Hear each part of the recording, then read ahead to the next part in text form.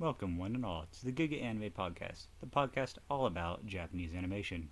I'll be your host, and hopefully be teaching you a little bit about anime.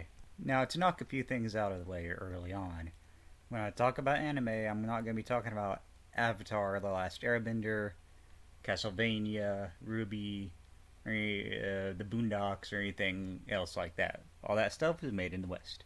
Now, that's not to say that I don't like those shows. I'm a big fan of Avatar, and I like the Castlevania series, but I want to keep this podcast strictly about anime. So let me go over my background with anime. I've been watching it for well over, I'd say, about 20 years. Now, I've started back in like 1998 with Pokemon, not really understanding what I'm watching, but realizing that it's a little bit different than the, other cartoons of the day like Rugrats and Hey Arnold and Rocket Power and stuff like that. And from there I went on to watch Card Captors and moved on to Yu-Gi-Oh! And then the Studio Ghibli stuff up until Naruto aired on Cartoon Network. And you could say I was pretty much hooked from that. I used to stay up late on Saturday nights to catch the Adult Swim run of anime.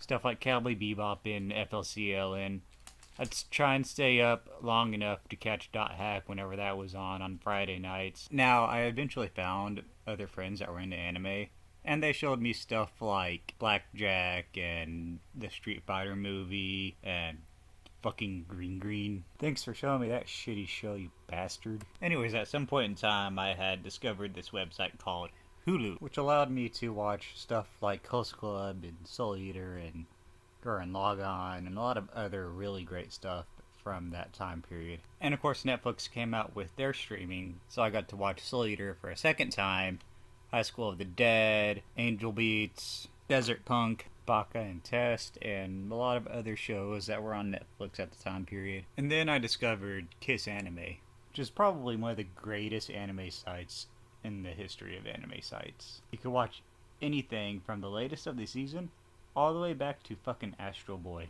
And at one point was the most visited pirate site in the fucking world, which I think had a big part of bringing anime into the mainstream, along with Attack on Titan, Studio Ghibli, and general interest in pop culture becoming more widespread. Of course, Kiss Anime would eventually go the way of the dodo, unfortunately. So I'm going to move on to talking about some of my favorite shows. So the first one I'm going to talk about is Eureka 7 from 2005 to 2006, animated by Studio Bones, and directed by Tomoki Kyoda, and character designs by Kenichi Yoshida. Music by Naoki Salto. Of course, let it be known that my Japanese pronunciation is going to be terrible because I do not speak Japanese. So I originally caught this show back in the day on Adult Swim, and little chunks here and there back in 2006, whenever I was able to catch it when we had cable, and I wasn't distracted by other stuff like video games, which basically means I didn't get to finish it on its first run on Adult Swim, so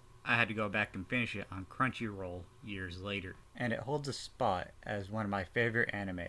And then, of course, you have Gurren Lagann, which is Studio Gainax at its best, and of course Evangelion. And to name some non-giant robot shows, you've got Cowboy Bebop, Michiko and Hatchin, Dragon Ball Z, and Dororo. And to name a few movies that I really like, well, you've got Akira, you've got the original Ghost in a Shell movie, you've got Mamoru Hosoda movies like Wolf Children and Summer Wars, and let's not forget Redline. And then, you got your OABs like Project A-ko and Gunbuster, and of course Bubblegum Crisis. Then you got your weird little things like the Daikon animations or the Shelter music video. Now, my goal for this podcast is to teach people about this medium that I really like, and to maybe get people to watch a few shows that they may not have otherwise checked out before, and to possibly get a few guests on and learn a little bit more about anime myself, and to maybe find some new stuff to check out. And hopefully in the future the audio quality will be a lot better